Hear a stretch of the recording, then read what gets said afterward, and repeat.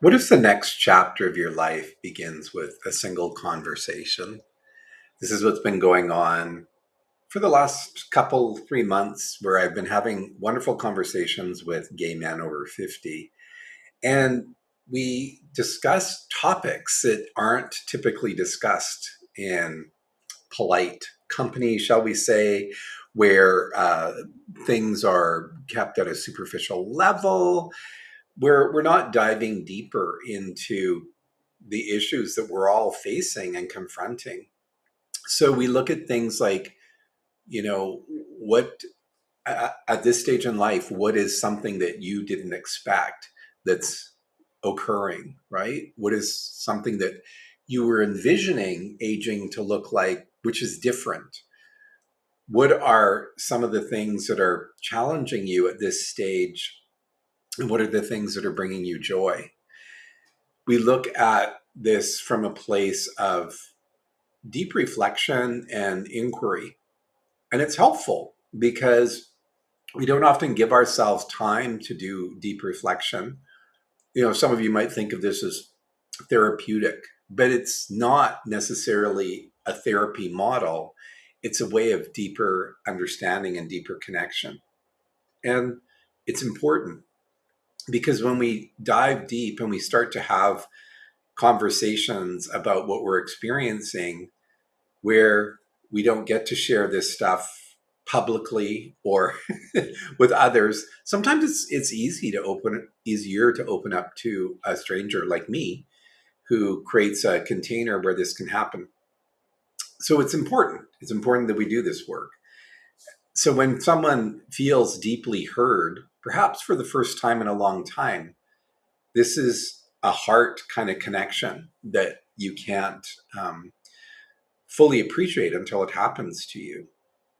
Sometimes the problem in this modern society that we live in is everyone is yelling their opinions and trying to push something down your throat. And even if it's something as innocuous as a posting on in your Facebook feed about what you did and on the weekend and this thing that you attended and all of that stuff, that can often lead us to feelings of comparison, inadequacy, the fear of missing out stuff.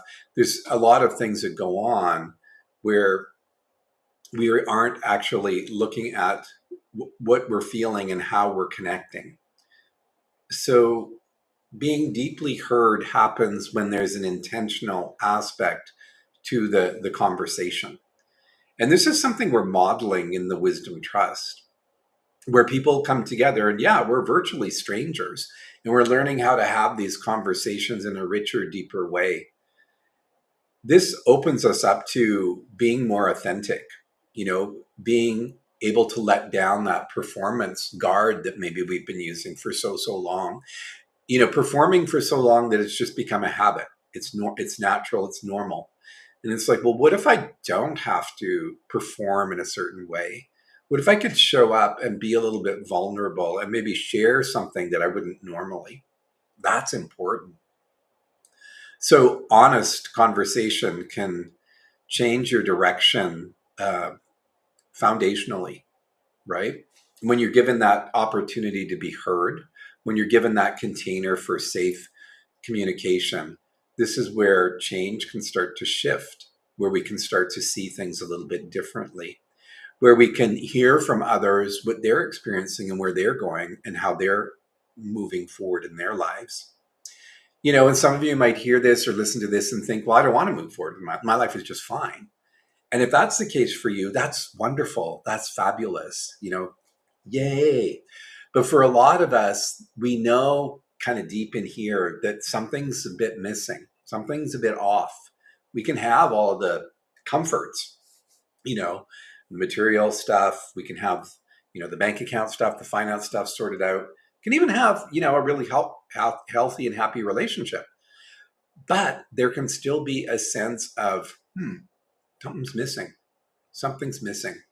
And when we're having these open and more deep, rich, maybe even challenging conversations, when we're reflecting on things that maybe we don't typically reflect upon, this is where we begin to create courage. And courage is the necessary element to affecting some shifts and some changes. And for most of us, what we are yearning for on some level is this deeper, more authentic connection to our true source, to our higher essence, to that capital S self, if you will. Because all of the fixings that we've worked towards, they're all well and good, but they're not necessarily going to meet the internal needs that we all will have. If we're not recognizing them now, we'll recognize them at some point. Sometimes we may wait too late to do that inner connecting, and we miss lots of opportunities then for that inner growth. And when we're lighting up from the inside, this is where how we show up and how we affect change in our lives and other people's lives really takes root, right? We've been taught that it's this external stuff, all the things that we're doing out there. But when we are fully alive and feel totally reconciled with who we are and who we be in this moment, that's when we really shine. And we show up for people in ways that we can't even fully appreciate.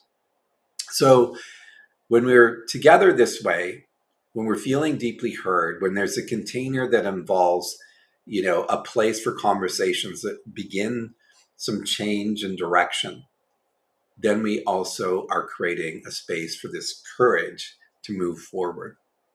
So one conversation can be the thing that takes you off in a new path, a new trajectory, especially if you're feeling, in this post 50 demographic that, I think things could be a little bit different. There's a lot of ways to explore that. But what we're creating in the Wisdom Trust is a movement to explore what aging looks like for gay men. We're exploring what eldership can look like. And we're becoming mentors to each other and as we grow to the broader community for sure. And we're creating a space for this transformation. And I've said it over and over again over the last few days with these posts. We're really challenging the notion of community in the gay world and giving it some legs. Because for a lot of us, we don't even know what gay community means. Well, for older men, gay men over 50, we're establishing that sense of community together. We're looking at what brotherhood looks like, not from a superficial lens, but with a deeper rooted and a more foundational place. So the theme then for this discussion tonight is that the conversation, a single conversation, can be the thing that begins to shift you into that next chapter. So maybe there's a conversation that you've been avoiding that might actually open the next chapter of your life. That's what I would like you to reflect upon. Is there a conversation that you've been avoiding that might actually open up the next chapter of your life? If you're comfortable, go ahead and share in the comments. Look forward to seeing you again tomorrow.